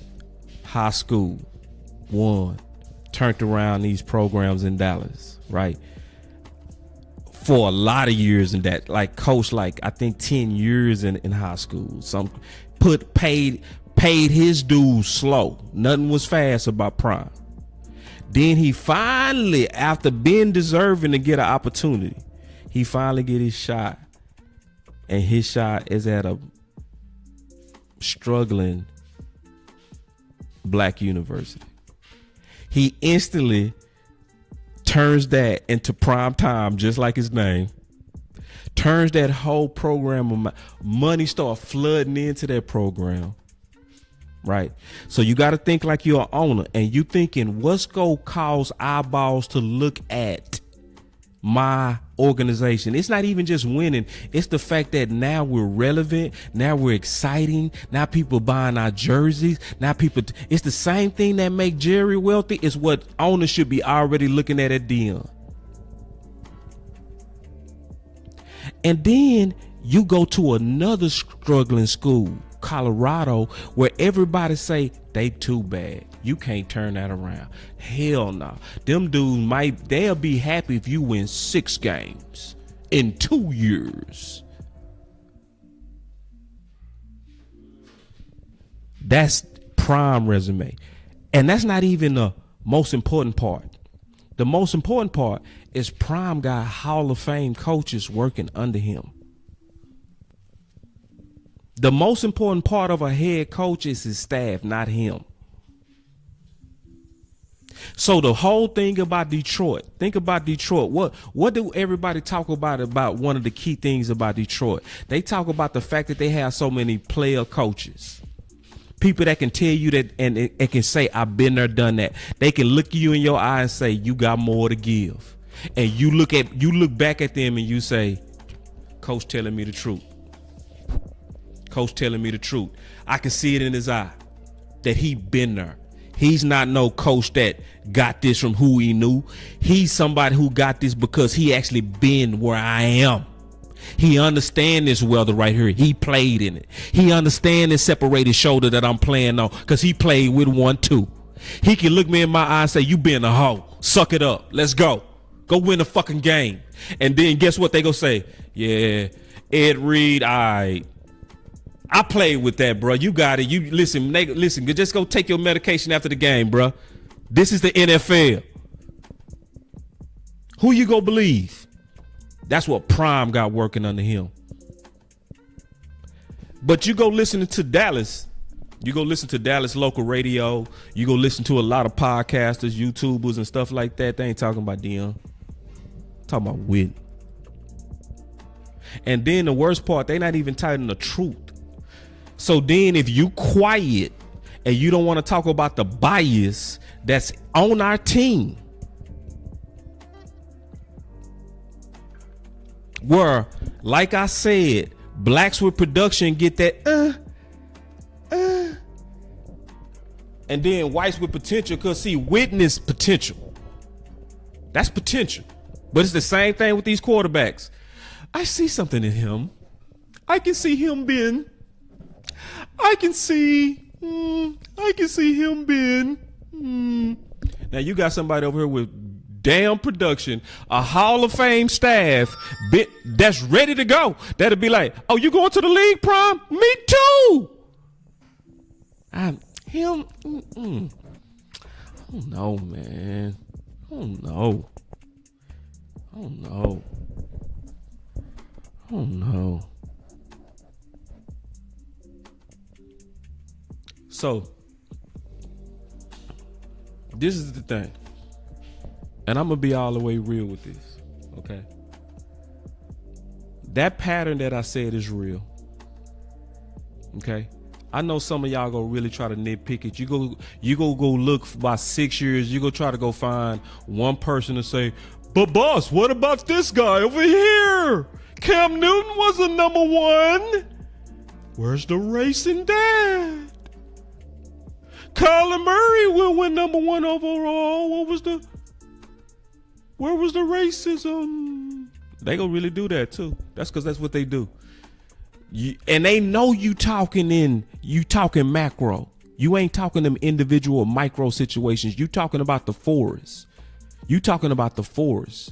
When you looking at this from a high level, we on a trend and we're trending to being treated unfairly in a lot of athletic situations, from quarterbacks to coaches to opportunities to podcasting. How the hell do you watch people like Tuck, Boss, Law, and somebody that don't say,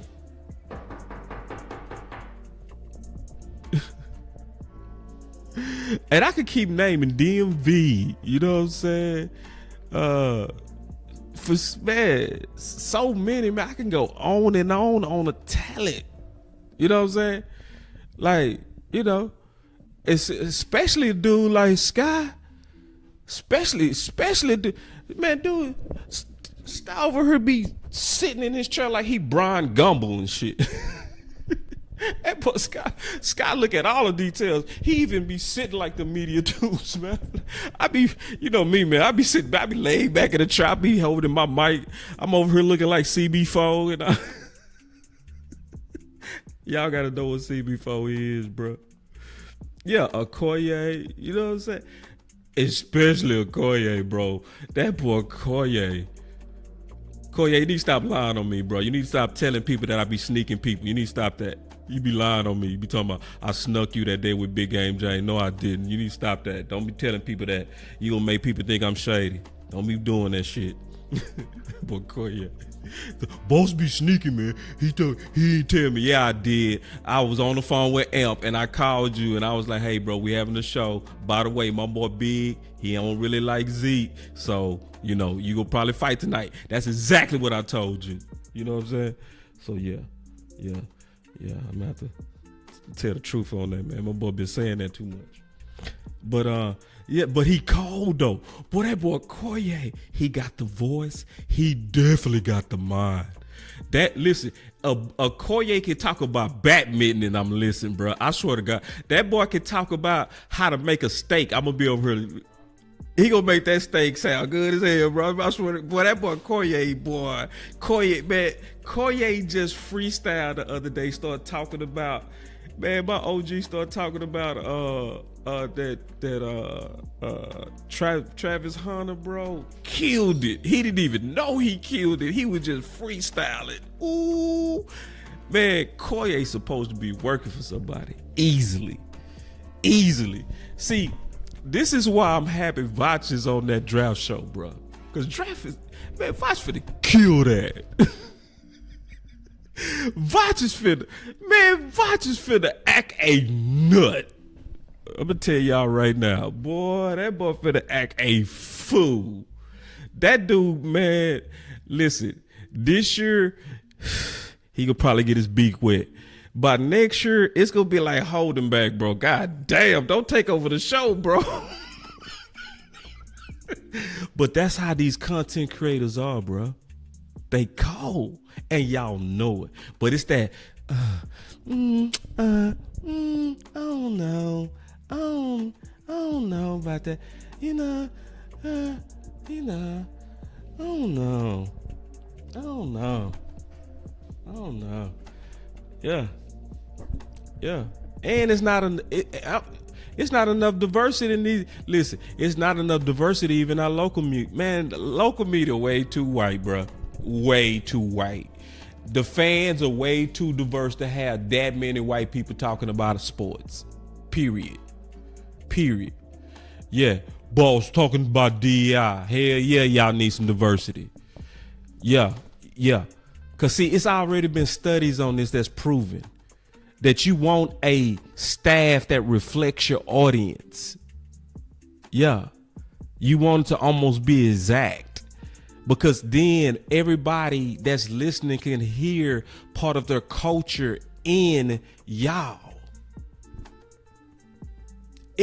Listen, I'm gonna tell you, the most underrepresented Cowboy fan is Hispanic Cowboy fans. They done the worst. They are done the worst. Blacks are not done the worst. It's the Hispanics. The Hispanic community. Y'all done so goddamn bad. Because y'all are the most loyal Cowboy fans on the planet. I'm from Dallas. I'm from Oak Cliff. So I know how my Hispanic brothers and sisters roll in Dallas. They paint their houses into Dallas Cowboy stars. Their cars are wrapped in Dallas Cowboy advertisements. Then they get out and they from top to bottom, Dallas Cowboy from top to bottom. Then when they go out together, the whole family is Dallas Cowboy top to bottom. You hardly see them on the radio. You hardly see Hispanics. Yeah. And they loyal as hell to Dallas. Nah. So like I said, this is the main reason I'm having this show, because we have to start talking up all this. Don't say nothing. Just let them, or let not them, because them is not just whites. Let them in terms of a lot of Cowboy fans, black, white, Hispanic, everything. There's a major tendency of anger towards the black athletes that lost the step. It's a pattern in that. And you not go gaslight me trying to nitpick and find one exception. And then when I actually break it down, Crumb, it was what you said. You said, oh, on the 20th, they was lighting up Witten. Yeah, after he was with the Raiders. or going to the Raiders and clearly washed up after his last season in Dallas. Yeah. But the one I showed that Tuck sent me was the day that he actually came back to Dallas. All of that was, oh, he came back. Oh, I'm so happy. It wasn't all of this stuff that it was with Zeke. It wasn't. And I don't care that he's a first ballot Hall of Famer. If you was mad about Zeke and Rico, you should have been angry as hell about Witten coming back with Jarwin, a young tight end, and Schultz. You should have been angry, but you wasn't. Your energy was totally different. It was. Your energy was different with Dez. Yeah. All that take a pay cut. Nah, y'all wasn't doing that with Zach Martin. And if Zach Martin come back, guess what? Y'all ain't gonna do it. You gonna say, oh, thank God, he want to get a ring. That's a good sign. It's gonna be the same shit that they did with Witten. Y'all clearly saw something was wrong with Zach Martin. So at least if you fair, it should be some questions. It should be like, was it health that had him looking like that? Or is it time? But the outrage gonna be different. It ain't gonna be like that, Dez. Wait, you declining. Your ass better take a pay cut. All that damn money you taking up in the cap. Oh shit, we need to receive it by committee. Nah, don't act like that wasn't being said. Oh, boss, no, it's a race card, man. No, boss, no. It didn't happen like that. Yes, it did. It happened just like that. Amari, he don't play good in cold. He don't play good in the cold. His ass can go. And then I clearly see y'all trying to set up Micah Parsons. This is one of the main reasons. Listen, y'all, because see, it's going to come from the local media. That's who go do it. All right. Let me ask you a question. Do you see the local media going at these white players while they're losing a step or just lost a step as aggressive as they do at the blacks? I'm asking a real question. No, you don't. Because see, guess what they was trying to do this offseason? Michael need to be at OTAs. He don't need to. Don't pay him. If he not willing to be a leader, if he not willing to show up. That's what the locals are saying. Then you come to find out that Zach Martin missed OTAs when he was trying to get his bag. Oh, wow. Where was that? Oh, wow. That energy, a lot of people didn't even know that, what I just said. That Zach Martin held out, yeah, and missed OTAs. Oh yeah. That did. It was no outrage. It was Pam, take care of him. Yeah. So listen, we can't allow different outrage, because that's the game that a lot of people trying to play on us. Different outrage. See, it was different outrage when Beyonce had a halftime show. It was different outrage. It was it was a whole lot of people. I can't support this with the allegations that's on Jay-Z and that Diddy. I just can't. The depravity, I can't support this. I can't. The outrage was so wild. But then you say, who you vote for? I voted for Trump. Wait, you who? I voted for Trump. Oh, you did? Really? Now, are you the same person that don't like the allegations on Jay-Z? Yep. Hey, did y'all hear that where Trump was talking about grabbing him by the vagina? And he said they let him do it, where he admitted assault? Oh, man, I don't discuss politics. Different outrage. See, that's how you know I'm telling y'all, we've been played. When you let people tell you that you playing a card game because you calling out the mistreatment that we getting, what some of them trying to do, they trying to preserve to their advantage. And they link up for it. Go look at my tweet. They trying to kill me in that tweet. They going at me hard, name calling. And all I said was a lot. I said a lot. I said it's a lot of Cowboy fans. Yeah. That outrage just different. So hold on, with Beyonce, I can't stay. And then you start hearing more different outrage. You start hearing this is the other outrage you start hearing. See, it's that Beyonce. That's why I stopped supporting the NFL after that Kaepernick. I just stopped after that. I stopped. You lying ass. So you sit up here watching halftime at the same time, critiquing Beyonce but saying you don't watch. You goddamn liar. First of all, you caught in your lie. But then second of all, you also got different outrage over that flag. And you can't let people do that. You can't. You got to call them out. Yeah. See, because they gaslighting us. That's you, and we letting them. When you over here believing, no, it's not politically correct to have a discussion. Well, guess who get the upper hand and just gaslight us constantly. So they get to have this outrage over the flag, but then January 6th, you see them same people beating up police. You see them same people beating up police with the same flag. Oh, for real. Then I was having a debate with somebody, totally different outrage. After NFL, I don't watch the NFL. Kaepernick, he was a police officer. I don't watch the NFL. I say, for real? I said, for why?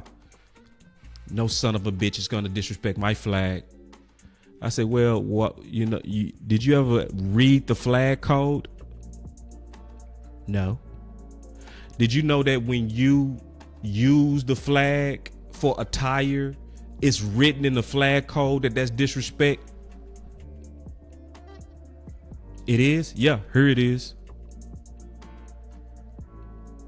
Guess what? He kept buying his son's gear that reflected the flag, even though he knew it was different outrage. And it clearly said, I showed him the flag code. This code says how to treat the flag with respect. It teaches you. One thing it's saying is what you're doing is wrong. Them gloves that you got on your son with the American flag, it said you're not supposed to use the flag like that. That's disrespectful. He didn't stop. His outrage was different. Just like the outrage is different on black players that's starting to lose a step in Dallas versus the white players that's starting to lose a step. It's a different outrage. And then when you call them out on it, they get quiet and they still do it. So how you so mad at Beyonce, but you voted for Trump? No, ain't no way you. No. I thought you took a stood about accusations. I thought the accusations was just too much for you when that skin was brown. But for some reason, you got this optimism when that skin is white. Yeah, it's pessimism when it's us, though. It's pessimism. Yeah. And then when you bring it up, they come and they say, you just doing this because you want some attention. No, this stuff is affecting my team. This stuff is bad for morale. Like, how do you think Dak feel when he know Jerry said,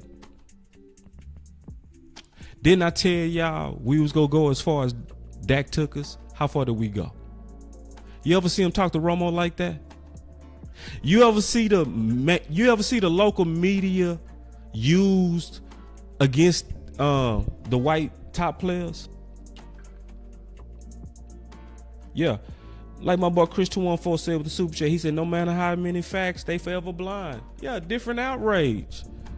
So this is why we gotta speak up. You gotta speak up for yourself. Cause all you fighting for is for equal treatment. That's all we want. That's all we want. Just listen, man. Listen.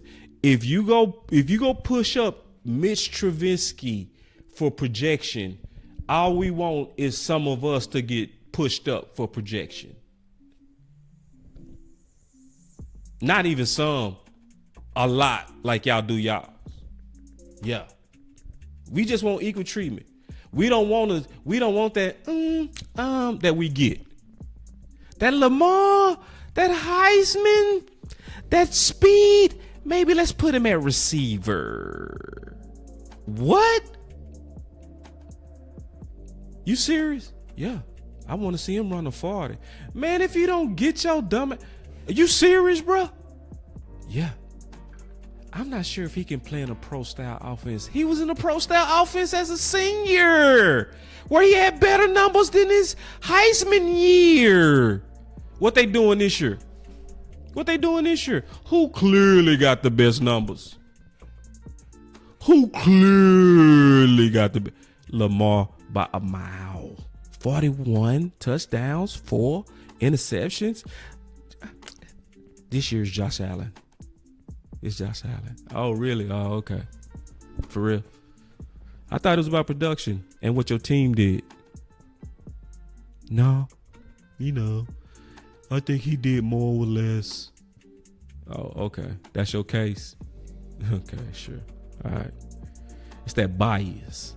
Yeah, it's that bias. Yeah, Nah. Listen, all we want is equal treatment. And I'm going to tell you something. If we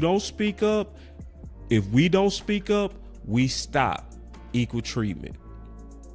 See, when we start buying into the scam of don't discuss race, all you got to go do is go watch a whole lot of other YouTubers. They be tiptoeing tiptoeing their ass off. Oh man, I don't mean to discuss race, bro. I forgive me for playing a race card. What? I don't mean to play the race card. It's like, bro, like, look how you talk. Like, how we gonna know that we going through this but be timid to say it? See, that different outrage be stuff like this. D-bars will wave Confederate flags all over their profiles, right? And they cars and stuff. And then when you say, what you doing, boy? That flag was a terrorist threat to my people. That's a terroristic threat to me. That's my heritage. See, I guarantee you, if somebody from the Middle East came over here and they was waving some ISIS flags, right? And was talking about, man, Islam is peaceful. That's our heritage. And they waving them flags around your white neighborhood. Okay. Hey, y'all leave them alone. That's their heritage. They're from the Middle East. Leave them alone. That's freedom. You think that's what would have happened? Or would it be different outrage? But when we talk about, say, man, that's disrespectful to be rocking them Confederate flags, take them statues down. I don't care about Southern pride. What was cool to you in Dixie, that was horrible to us. Our families got broken up under that type of stuff. Our houses got bombed. Our communities got destroyed. It was way more than Black Wall Street. You just want engagement, boss. You just trying to get attention. Different outrage. So listen, some of the stuff that we have to call out if we want to win has to do with black and white and treatment. It does. And it gets to a point to where you got to say something. Because you see the treatment is unequal. It keeps happening over and over. And then people keep being passive about it. They keep being, just another year, black coaches, they went to these struggling organizations and they had 1 year to turn it around and they're all gone.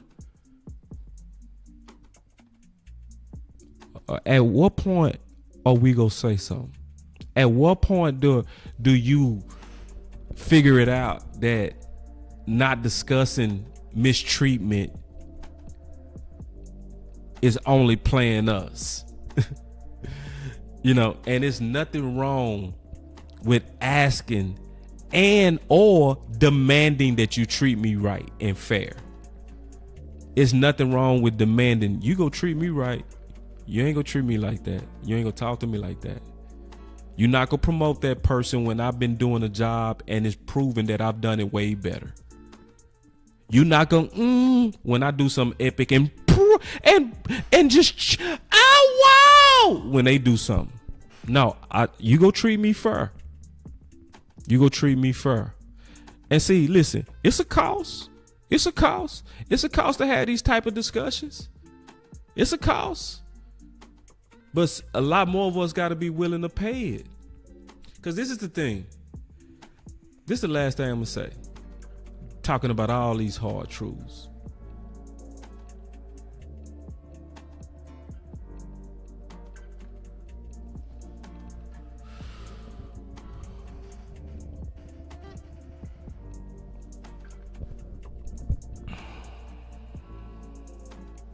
It's about just waking up. That's all it is. It's just about waking up. No? And then fighting for what's right and having some answers. Yeah. And so, listen, I want more of us to wake up. That's the whole reason I did this. It's like, at what point is this gonna stop? At what point is just this cycle of proven black quarterbacks all of a sudden dropping like a hot rock?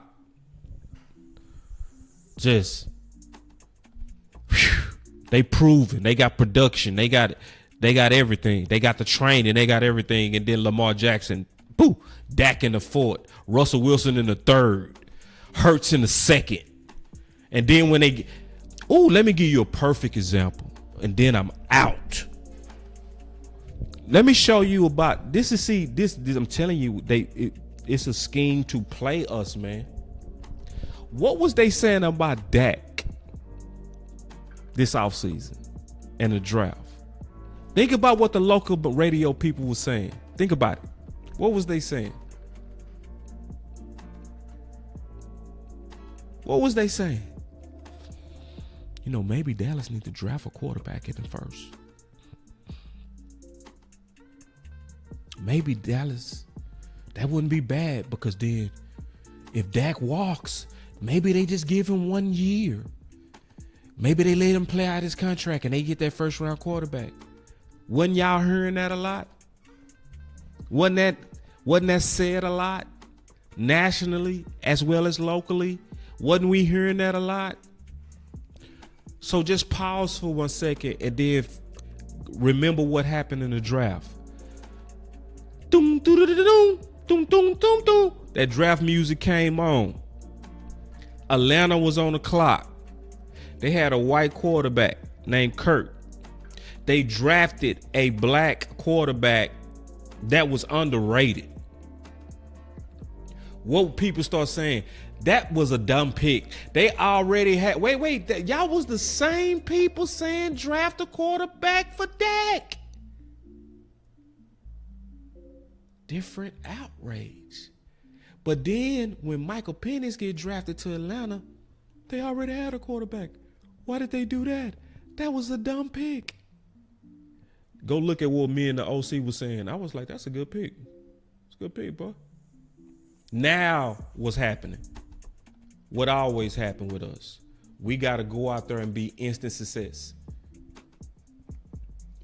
Yeah. See, Trey Lance ain't going to have the privilege of Sam Darnold. He ain't going to have the privilege of Baker Mayfield. He not going to be able to just keep bouncing around. His clock will expire quickly. He got to go. Just like Dak had to be instant oatmeal. Watson had to be instant oatmeal. Michael Penix had to be instant oatmeal. Russell Wilson had to be instant success. He had to hit the ground and go. He didn't have, boom, boom, boom. Because the patience is short with us. It's short with us. Yeah. CJ better not have another bad year. He better not. Watson better get healthy fast. He better get healthy fast. He better start playing better fast. Because it ain't gonna be no talk of what you used to be. Man, get him out the league. Just different outrage. Yeah. Ain't that funny though? That really happened. Go look at exactly what people were saying about that. Oh yeah, they need to draft a quarterback in the first. Yeah. Did the same thing with Atlanta. The exact same people was, whoa, That was what? Why did they do that? So we gotta listen. The fight for being treated equal is not over. And I'm gonna just tell you right now, this ain't just football. And you can't let it happen nowhere. Because if you let it happen anywhere, they gonna get comfortable. Just like what they doing. They are comfortable coming at me on Twitter. They comfortable. The race card. They're comfortable. Now, I'm talking about a real pattern that's obvious with the Dallas Cowboys. They going under the nitpick it. And then pulling up false data. In 2020, go look. And, so tell me, answer me this. Because you're better than this, boss. Answer me this. Why was it Tyron Smith treated with so much grace? Because he didn't lose an obvious step last year. He was just injury prone. What did my tweet say? Whenever you start losing a step, the energy is different. It is different. Malcolm Smith was better than Sean Lee. Clearly better than Sean Lee. Where was the outrage? Where was it? Shit, that was Zeke. Oh, boss, you just a Zeke lover. You doing all this for Zeke? Okay. You really think this is just about Zeke? No, this ain't just about Zeke. This is about the pattern. It's a pattern. And this is not even just a pattern from whites. It's a pattern from blacks. Some of y'all outrage, I'm talking about black people. Some of our outrage, some is very wrong with you, Mr. Brother, my sister, when you super mad about Zeke, but you quiet, and historically you quiet on Zach Martin. You quiet. You a mouse. You respectful. You know your place when it comes to Sean Lee, don't you?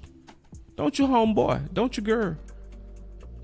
Nah, it shouldn't be no discussions about Witten without discussions about Dion. It shouldn't be. So, anyway, man, listen, we got to stop. We got to stop letting people play us. If you let people tell you and you over here like, oh, man, that's a card game, man. Oh, man, forgive me for playing a race card. When you know you're telling the truth. You know you finna say something factual on how we get treated. Then they gonna continue to act like it don't happen. Do y'all think it's racist with these black coaches? I don't know. Oh, for real? For real? So this happens every year, but y'all not sure if it's racial. You see all them owners white, but y'all don't know why all these black coaches almost every time got super short leashes unless they really knock it out the park like Tomlin. Oh, you just couldn't put two and two together. That lack of diversity and ownership, you don't think that's a direct correlation to the short leashes that's happening to these black coaches? You don't think that's no kind of correlation? Boss, that's DEI. No. We don't know unqualified owners. Y'all tolerated Snyder for years, but got the nerve to be like, we got to go through and jump through all kind of hoops to get into that own. Man, it was a stadium they used to have boo-boo coming out of it, literally, on their own fans, and was lying about it.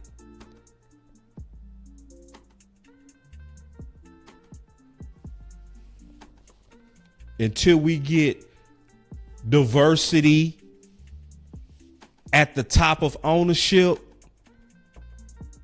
and until we start speaking honest and calling out the treatment, don't get quiet when you see LVE out there and then be mad, my brother, and killing Jalen Smith. Don't be quiet, my brother, when if Zach Martin come back, but you spend all off season shitting on your own brother, Zeke. You spend all off season going off on Dez. Yeah. Don't get quiet, cause you're Uncle Tom then, my man. You're Uncle Tom, and you about you. You ain't about. You really ain't about you. You really playing yourself. You playing yourself, and you limiting yourself. So now, man, I'm not cool with the scam. I ain't letting nobody scam me. You not gonna scam me by saying, cause like honestly, this don't take courage to talk about what I'm talking about, cause I ain't lying. This ain't nothing big. It's big now because people don't even do this. People don't call out the obvious. They feel safer attacking us for calling out obvious different outrage. I'm talking about obvious. You mad at Beyonce, but you voted for Trump. Obvious shit. Hell nah. Nah. And then I just go to a safe place like you just didn't gaslight me. Oh nah. Nah, we gotta stop falling for that. Cause if we keep falling for that, equal treatment under God stops.